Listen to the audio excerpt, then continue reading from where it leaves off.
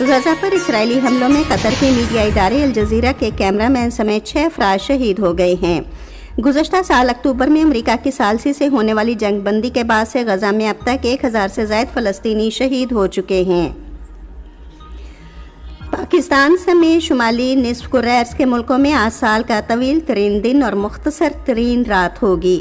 سال کا طویل ترین دن اس لمحے کی نشاندہی کرتا ہے جب قطب شمالی کا سورج کی طرف انتہائی جھکاؤ ہوتا ہے۔ یوگا کا عالمی دن آج منایا جا رہا ہے، جس کا مقصد یوگا کے ہمہ گیر کثیر فوائد سے دنیا کو آگاہی دینا ہے۔ اس سال دن کا موضوع ہے بڑھاپے میں اچھی صحت کے لیے یوگا۔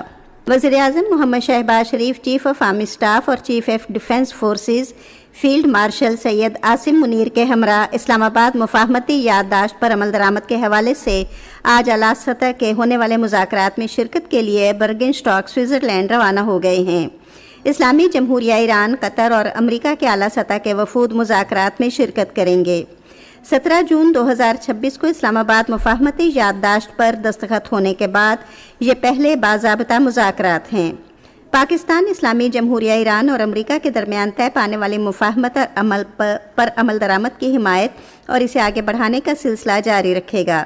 مذاکرات کے موقع پر وزیر اعظم کی اسلامی جمہوریہ ایران، قطر، سوئٹزرلینڈ اور امریکہ کے شریک وفود کے ساتھ 2 طرفہ ملاقاتیں متوقع ہیں تاکہ خطے میں مذاکرات اور پائیدار امن کے لیے پاکستان کے مستقل عزم کا اعادہ کیا جا سکے۔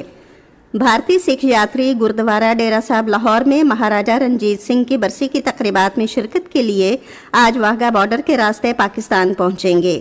پنجاب کے صوبائی وزیر اور پاکستان سکھ گردوارہ پربندھک کمیٹی کے پردھان سردار رمیش سنگھ اروڑہ اور کمیٹی کے ارکان یاتریوں کا استقبال کریں گے۔ یاتریوں کی سہولت کے لیے واہگہ بارڈر پر استقبالیہ کیمپ اور سہولت ڈیسک قائم کیا گیا ہے۔ نور زمان اور ناصر اقبال پر مشتمل پاکستانی اسکواش ٹیم ملائیشیا کی ریاست سراواک میں ہونے والی تیسری ایشین ڈبل اسکواش چیمپئن شپ 2026 کے فائنل میں پہنچ گئی ہے۔ سیمی فائنل میں نور زمان اور ناصر اقبال نے ملائیشیا کے امیشن راج چندران اور جواکم جوا کو 2-0 سے شکست دے دی۔ چیمپئن شپ کا فائنل آج پاکستان اور بھارت کے درمیان کھیلا جائے گا۔ خواتین کی ICC T20 ورلڈ کپ میں رات ساؤتھ ہیمپٹن میں بنگلہ دیش نے پاکستان کو 23 رن سے ہرا دیا۔ بنگلہ دیش کی خواتین ٹیم نے مقررہ 20 اوورز میں 6 وکٹوں کے نقصان پر 123 رنز بنائے۔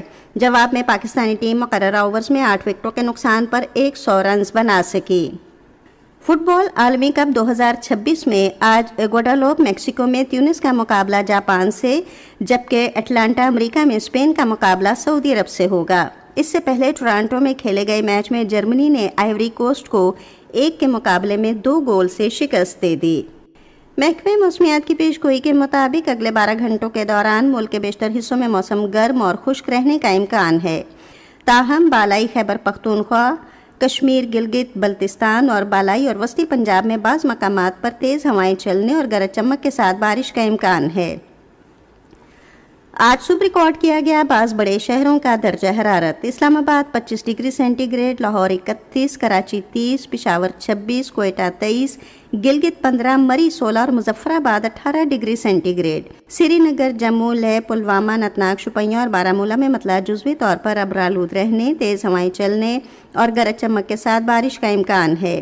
آج صبح ریکارڈ کیا گیا درجہ حرارت: سری نگر میں 15 degree centigrade, Jammu 26، Leh 9، Pulwama اور بارہمولہ 16 اور اننتناگ اور شوپیاں میں 17 ڈگری سینٹی گریڈ۔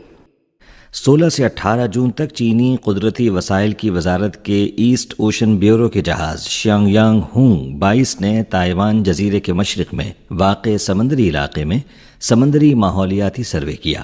اس سروے میں بیک وقت کثیر الشعبہ تحقیقی طریقوں کو اپنایا گیا، جس کے تحت سمندری پانی کے ماحولیاتی DNA، پرندوں، ویل اور ڈولفنز جیسی سمندری ممالیہ کی انواع، میرین کیمسٹری اور آبی و موسمیاتی اعداد و شمار جمع کیے گئے۔ اس سروے سے چین کو اس علاقے کے اہم حیاتیاتی ماحول کی صورتحال کو مزید سمجھنے اور ماحولیاتی نظام کی صحت کی تشخیص کرنے کی بنیاد میسر آئی ہے، اور ساتھ ہی اس علاقے میں سمندری حیاتیاتی تنوع کے تحفظ کے لیے سائنسی بنیاد بھی فراہم ہوئی ہے۔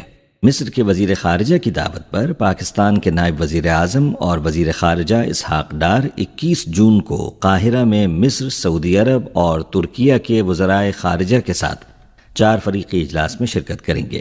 بیان میں کہا گیا ہے کہ اس اجلاس میں علاقائی صورتحال میں ہونے والی پیش رفت پر مشترکہ طور پر تبادلہ خیال کیا جائے گا اور امن، سلامتی اور استحکام سے متعلق امور پر آراء کا تبادلہ کیا جائے گا۔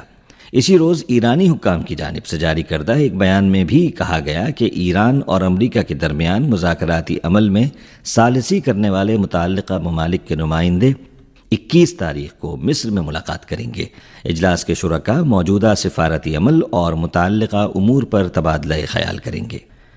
مقامی وقت کے مطابق 20 جون کو پاکستان کے وزیر داخلہ محسن نقوی تہران کے لیے روانہ ہوئے، جہاں وہ ایرانی اعلیٰ حکام سے ملاقات کریں گے۔ اطلاعات کے مطابق محسن نقوی اس دورے کے دوران امریکہ ایران مذاکرات کی پیش رفت کا جائزہ لیں گے۔ ایک امریکی اہلکار نے بتایا کہ امریکی صدر کے خصوصی ایلچی اسٹیو وٹکاف بھی سوئٹزرلینڈ جا رہے ہیں۔ یہ اطلاعات بھی ہیں کہ امریکی صدر ڈونلڈ ٹرمپ کے داماد جیرڈ کشنر اس وقت سوئٹزرلینڈ میں موجود ہیں۔ امریکی وزارت دفاع نے کانگریس کو آگاہ کیا ہے کہ اسے ایران جنگ اور دیگر متعلقہ اخراجات پورے کرنے کے لیے 80 ارب ڈالر کی ضرورت ہے۔ امریکی وزارت دفاع کے حکام کا کہنا ہے کہ اگر فنڈ میں اضافہ نہ کیا گیا تو اس موسم گرما میں امریکی فوج کی جانب سے کی جانے والی فوجی کارروائیوں کے لیے فنڈز ختم ہو سکتے ہیں۔ امریکہ اور اسرائیل نے رواں سال فروری کے آخر میں ایران پر فوجی حملے کیے تھے۔ امریکی صدر ٹرمپ نے 19 مارچ کو اس بات کی تصدیق کی تھی کہ امریکی وزارت دفاع نے کانگریس سے ایران کے خلاف فوجی کارروائیوں کو جاری رکھنے کے لیے تقریباً 200 ارب ڈالر کے اضافی بجٹ کی درخواست کی ہے، تاہم اس درخواست کو فوری طور پر کانگریس کے کچھ اراکین کی جانب سے شدید مخالفت کا سامنا کرنا پڑا۔ اطلاعات کے مطابق امریکی کانگریس کے اراکین حکومت پر مسلسل دباؤ ڈال رہے ہیں کہ وہ ایران جنگ کے اخراجات کے حوالے سے ٹھوس اور حتمی اعداد و شمار فراہم کرے۔ حال ہی میں امریکہ اور ایران کے درمیان مفاہمت کی یادداشت پر ڈیجیٹل دستخط کے بعد یہ سوال ایک بار پھر امریکی کانگریس میں موضوع بن گیا ہے کہ ایران جنگ میں کل اخراجات کتنے رہے۔ یاد رہے کہ پینٹاگون کے ایک اہلکار نے اپریل میں انکشاف کیا تھا کہ امریکہ ایران جنگ پر تقریباً 25 ارب ڈالر خرچ کر چکا ہے۔ یوکرین کے صدر ولادیمیر زیلنسکی نے کہا کہ یوکرین اور روس کے درمیان مذاکرات دوبارہ شروع ہو سکتے ہیں، تاہم فی الحال مذاکرات کی حتمی شکل کا طے کیا جانا باقی ہے۔ انہوں نے خاص طور پر اس بات پر زور دیا کہ مذاکرات میں تیسرے فریق کی شمولیت لازمی ہے۔ یوکرینی صدر نے یوکرین کے بنیادی مطالبات بھی واضح کیے، جن میں جنگ کے بعد کی سیکیورٹی گارنٹی اور یورپی یونین میں شمولیت جیسے امور شامل ہیں، اور یہ بھی کہا کہ یوکرین کی جانب سے روسی فریق کو مذاکرات کی حتمی شکل طے کرنے کی اجازت دی گئی ہے۔